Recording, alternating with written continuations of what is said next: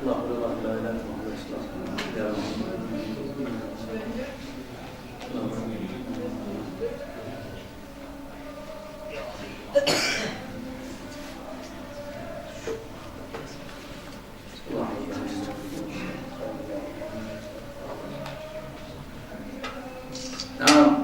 بہت زبردست آئے ہیں. مجھے لگ رہا ہے کہ ہمارے پاس بہت حساس ٹیم بیٹھی ہے. جو نوجوان اس کیمپ میں آئے ہیں مجھے بہت زیادہ حساس ہیں اور ان کی حساسیت کے لیے ضروری ہے کہ یہ علم سیکھیں واقعی میں تاکہ یہ علم سے لیس ہو جائیں. لیکن اس میں ایسے بھی سوالات ہیں زبردست, مجھے نہیں لگتا ہے کہ یہ صاحب پسند کریں گے شاید نہ, ورنہ ان کے پاس کچھ مغالطے ہیں ذہن میں. مثلا ایک ہے کہ اگر الکندی عربی میں ڈاکٹر کی ڈگری ہے تو پھر آپ ڈاکٹر اور پھر الکندی دونوں کیوں لکھ رہے ہیں؟ کس نے کہا الکندی ڈاکٹریٹ کا معنی؟ کس نے کہا ہے؟ الکندی نسبت ہے, جیسے کوئی کہے کشمیری, کوئی کہے دہلوی, تو اسی طرح الکندی یہ نسبت ہے. اور ڈاکٹر میں تو نہیں لکھتا شاید میں نے. کل آپ نے کہا کہ داعی کے لیے اخلاص پہلی شرط ہے اور دوسری شرط. اس کا انشاءاللہ ہم ادھر ہی جواب دیں گے جب یہ آ جائے گا.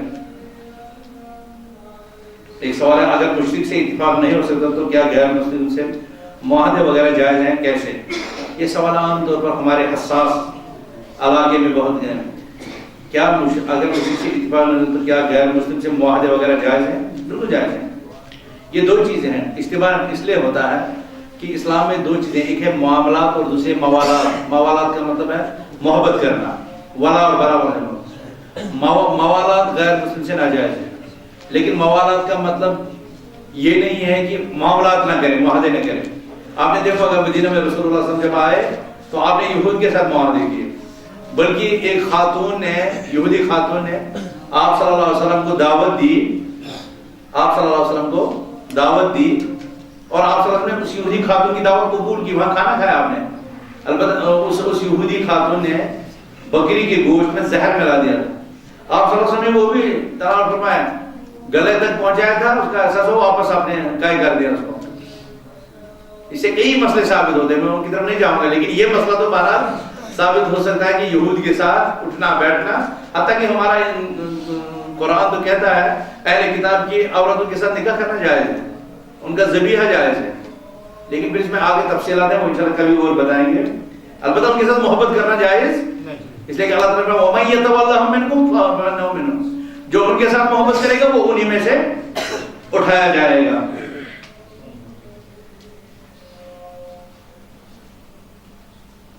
یہ سوال ہے کہ ڈاکٹر صاحب کچھ لوگ ہمیں یہ کہتے ہیں کہ تم اہل حدیث صرف توحید کے پیچھے ہو, اور کہتے ہیں کہ تم شرک کرتے ہو. جیسا کہ بخاری شریف کی ایک حدیث میں آیا کہ رسول اللہ نے فرمایا کہ مجھے اپنی امت پر شرک کا شبہ نہیں. شاید بخاری شریف کی اتنی حدیث کا ٹکڑا ہے. رسول اللہ نے فرمایا اخواف ما اخاف علیکم الشرک, الشرک الاصغر الریا. آپ صلی اللہ علیہ وسلم نے فرمایا مجھے خوف, جس چیز کا سب سے زیادہ خوف ہے وہ ہے شرک اصغر کا, کہ تم لوگ شرک اصغر میں مبتلا ہو جائیں گے. اور پھر بتایا کہ شرک اصغر کیا ہے؟ ریا, ریا. اور یہ کون کہتا ہے کہ امت میں شرک واقع نہیں ہوگا؟ کون کہتا ہے؟ آپ کو پتا ہے رسول اللہ صلی اللہ علیہ وسلم کے ساتھ جو جماعت تھی حنین کے بعد, کچھ لوگ نئے مسلمان ہوئے تھے, نئے مسلمان ہوئے تھے. تو آپ صلی اللہ علیہ وسلم نے ایک درخت کے نیچے سائے میں بیٹھ کر کے آرام کرنا چاہا, لیکن یہ وہ درخت تھا جس میں اہل جاہل, اہل شرک اپنے ہتھیار برکت کے لیے لٹکاتے تھے. تو وہاں پر صحابہ نے جو نئے مسلمان ہو جاتے, توحید پورا ان کے دل میں نہیں بیٹھا تھا, اجعل لنا الہا کما لہم, اجعل لنا ذات انوار کما لہم ذات انوار. یا رسول اللہ, جس طرح ان کے لیے یہ لٹکانے والا درخت ہے اسی طرح ہمارے لیے بھی بنا دیجیے. تو رسول اللہ نے فرمایا سبحان اللہ, تم لوگوں نے تو ایسے ہی کہا جیسے بنی اسرائیل نے موسیٰ سے کہا تھا اجعل لنا الہا کما لہم آلہہ, ہمارے لیے بھی معبود بنا دو جیسے ان کے لیے ہے. تو بہرحال وہ نیا ابھی پورا نہیں بیٹھا تھا.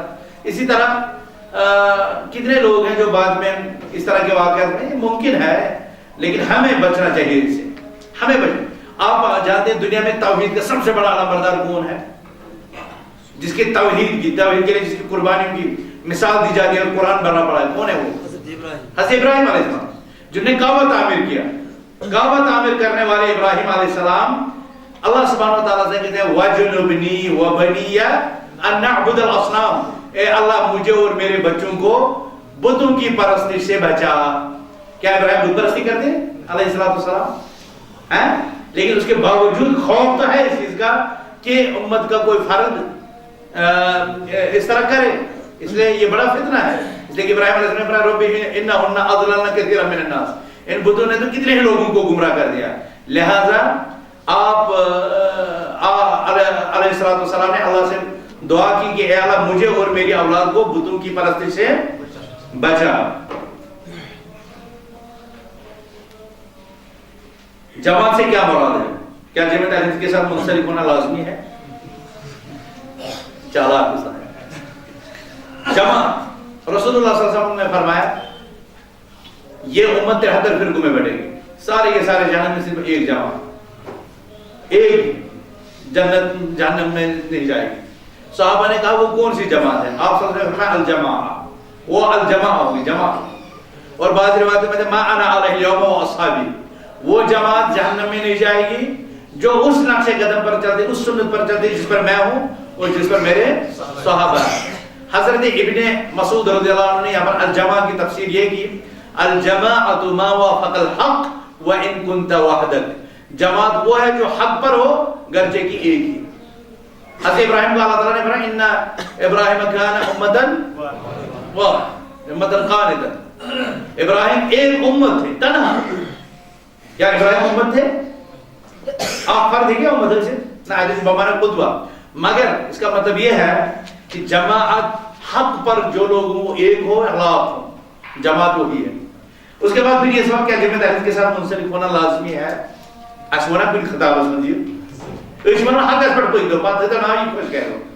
جمع کتاب اللہ کو لے لو، رسول اللہ صلی اللہ علیہ وسلم کو سنت کو لے لو. البتہ یہاں پر اس ریاست میں جماعت اہل جموں کشمیر کتاب و سنت کی تعلیمات کو بغیر تعصب کے، بغیر کسی شخصیت کی طرف دعوت دے، بغیر اپنی ذات کی طرف دعوت دے، بغیر کسی عصبیت کے، بغیر کسی علاقے کی طرف دعوت دے، سیدھا رسول اللہ صلی اللہ علیہ وسلم کی طرف بلاتی ہے. سمجھ میں آیا؟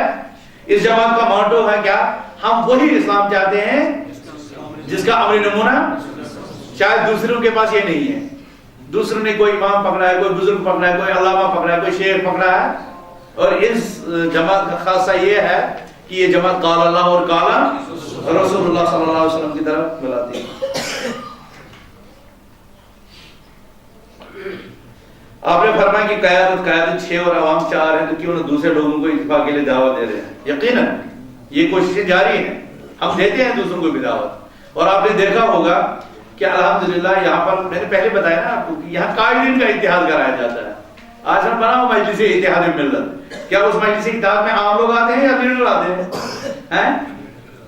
یہی تو بات ہے اتحاد ملت.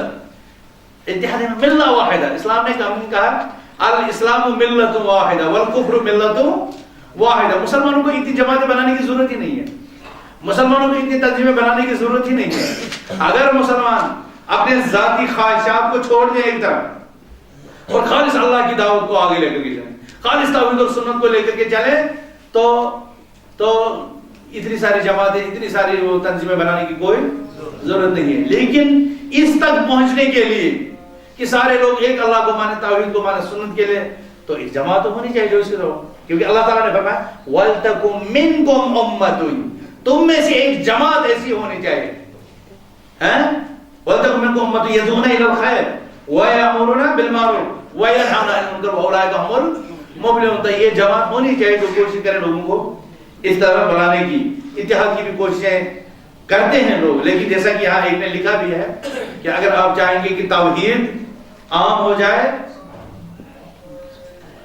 یہ کمپلیٹ اس نے لکھا ہے کہ آپ کہتے ہیں کہ اگر توحید کے بغیر اتفاق نہیں ممکن نہیں، تو یہ اتفاق کو قیامت تک نہیں ہوگا. پھر دیکھیں قیامت تک ہوگا یا نہیں ہوگا یہ کام آپ کو سوچنے کا نہیں ہے. آپ کو اللہ نے کہا آپ یہ کریں، آپ کوشش کریں. وَالَّذِينَ جَاهَدُوا فِينَا لَنَهْدِيَنَّهُمْ سُبُلَنَا، جو ہمارے راستے میں محنت کرے گا ہم اس کو اپنے دروازے، اپنے راستے اس کے لیے کھول دیں گے. آپ کو ہمیں کوشش کرنا ہے، نتیجہ ہمیں اللہ پر چھوڑنا ہے، نتیجہ ہمیں. اور یہ تو اللہ کی سنت ہے. اللہ نے جہاں آدم کو پیدا کیا، دوسری طرف سے ابلیس، تو یہ ابلیس کا پیدا ہونا ایسے ہی نہیں ہے، اس میں بہت سی بڑی حکمت ہے تاکہ مجاہدین کی عظمت ظاہر ہو، تاکہ علماء کی عظمت ظاہر ہو، تاکہ مجددین کا کام ہو، تاکہ قربانی دینے والوں کی حقیقت، تاکہ توحید پرستوں کا جذبہ اور احساس، یہ سارا یہ تو اللہ کی سنت ہے کائنات میں۔ حق کے ساتھ باطل اس لیے رکھا تاکہ حق اور باطل کی یہ کشمکش جاری رہے اور لوگ حق کو ساتھ دینے والے حق کی وجہ سے جنت میں اعلیٰ مقام درجات حاصل کریں اور باطل والے جہنم کا ایندھن بنے۔ اللہ تعالیٰ نے تو جنت کے لیے بھی لوگ پیدا کیے اور جہنم کے لیے بھی، یہ تو کریں گے، لیکن کم سے کم جو لا الہ الا اللہ ماننے والے، جو مسلمان ہیں، اسلام پڑھنے والے ہیں، وہ تو متحد ہو جانے چاہیے ایک بات پر۔ تو ہمیں اس کی کوشش کرنی چاہیے، ہمیں کوششوں پر اجر ملے گا، نتیجے پر نہیں، نتیجے پر۔ ورنہ پھر مجھے آپ بتائیں ان پیغمبروں کو کیا کہیں گے آپ جن کے متعلق رسول اللہ صلی اللہ علیہ وسلم نے فرمایا کہ نبیوں کی جماعت مجھ پر پیش کی گئی، عرضت علی الامم فرأيت النبي ومعه الرهط والنبي ومعه الرجل والرجلان والنبي وليس معه احد، مجھ پر امتیں پیش کی گئی، میں نے ایک نبی کے ساتھ 7-8 آدمی کو دیکھا، دوسرے نبی کے ساتھ 2 دیکھے، تیسرے نبی کے ساتھ 4 دیکھے، 3 دیکھے، اور کسی نبی کے ساتھ کوئی نہیں تھا، کسی نبی کے ساتھ کوئی نہیں تھا۔ کیا ہم یہ سمجھیں کہ ان نبیوں کو دعوت کا کام کرنے نہیں آئے؟ کیا ہم یہ سمجھیں کہ نبیوں کو دعوت دینا نہیں آئی؟ نہیں، نبی نے دعوت دی، نبیوں کا مقام بلند ہوا، ان کو اجر و ثواب ملا، ان لوگوں کو، ان کی قوموں کو اللہ نے ہدایت نہیں لکھی تھی، ان کو نہیں ملے، نبی کی ذمہ داری پوری ہو گئی۔ اسی طرح آپ کوشش کریں، آپ دعوت دیں، آپ دعوت کے لیے میدان ہموار کریں، کسی کو ہدایت ملتی ہے یا نہیں ملتی یہ آپ کا کام نہیں ہے، جیسے یہ ہمارے رسول صلی اللہ علیہ وسلم کا کام نہیں تھا، انک لا تہدی من احببت ولکن اللہ یہدی من یشاء، بے شک ہے محمد صلی اللہ علیہ وسلم آپ ہدایت نہیں دے سکتے، ہدایت دینا اللہ کا کام ہے، آپ تو راستہ دکھلائیں گے۔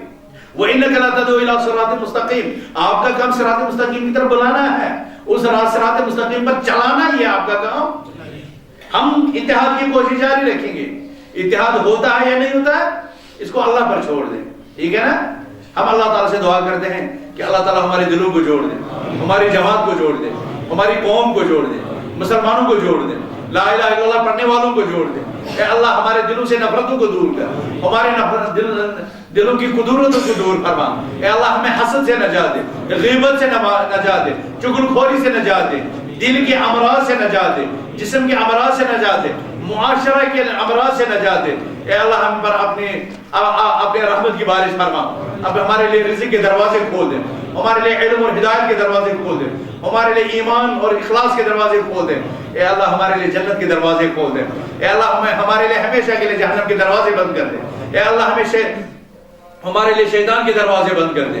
اے اللہ ہمیں شیطان کی پرستش اور اس کے وسوسوں سے بچا۔ اے اللہ ہمیں شیطان اور اس کے چیلے چیٹوں کی شر سے بچا۔ اے اللہ ہمیں ظالموں کے شر سے بچا، حاسدوں اور فاجروں اور فاسقوں کے شر سے بچا۔ اے اللہ ہم سب پر اپنا رحم کرم فرما۔ اے اللہ یہ توحید کے لیے نکلے ہوئے یہ نوجوان، اے اللہ ان کو اپنے راستے میں قبول فرما، اپنے دین کے لیے قبول فرما، ان کا گھروں سے نکلنا اپنے رضا کے لیے قبول فرما۔ جو یہاں پر تعلیم و تربیت لے رہے ہیں اللہ ان کی تعلیم و تربیت کو قبول فرما، ان کو حسن عمل کی توفیق دے۔ اے اللہ ان کو حسن عمل کی توفیق دے، اور جو لوگ اس سلسلے میں قدم میں دل میں قدم سکنے اپنی محنت کر رہے ہیں اللہ ان کی محنت کو قبول فرما۔ اے اللہ جو بھی نمازی یہاں پر نماز کے لیے حاضر ہیں ان کی نماز کو اپنی رضا کے لیے قبول فرما، ان کے دل بھی علم کے لیے کھول دے، ان کو بھی دل علم کے لیے مسخر کر دے۔ اے اللہ ہم سب کو ہدایت کا امیدوار بنا، ہماری آل اولاد کو ہدایت کا امیدوار بنا، ہمارے بہنوں بھائیوں بیٹیوں کو اے اللہ شرم و حیا عطا فرما۔ وصلی اللہ تبارک و تعالی علی خیر خلق محمد وآلہ وصحبہ اجمعین، والسلام علیکم ورحمۃ اللہ وبرکاتہ۔ اس میں جو باقی سوال ہیں یا اندر سوالوں کی نشست میں انشاءاللہ اس کے جوابات